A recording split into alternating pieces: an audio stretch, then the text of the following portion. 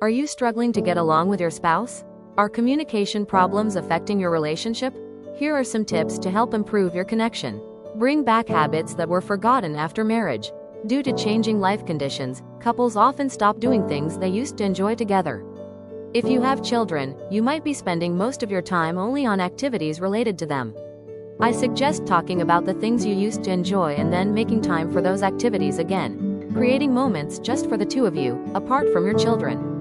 Spend quality time together. When you spend time together, avoid distractions like phones or passive listening. Instead, do something you both truly enjoy.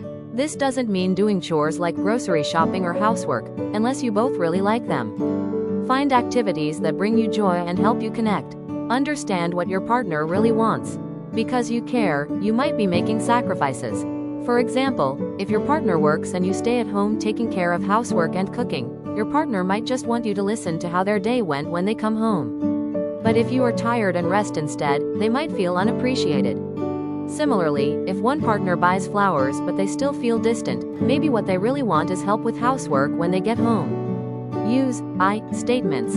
Instead of blaming your partner by saying, "You are like this," express how you feel and what you do in a situation, such as, "I feel hurt when this happens, so I react this way." Talk about situations calmly and practice using I statements together at home. Learn to listen to your partner. Even during arguments or when you feel hurt, try to really listen and understand what your partner means. It's also important that both of you use I statements to express yourselves clearly. Appreciate your partner's positive behaviors. Sometimes sacrifices go unnoticed and feel like mere responsibilities, which can lead to anger and loneliness. We should always support and appreciate our partner's sacrifices and positive changes by saying thank you and recognizing their efforts. Know how to apologize. Never skip apologizing after a fight. In a blame game, nobody wins, both sides get hurt. Instead, learn to let go of pride and apologize for the sake of your relationship.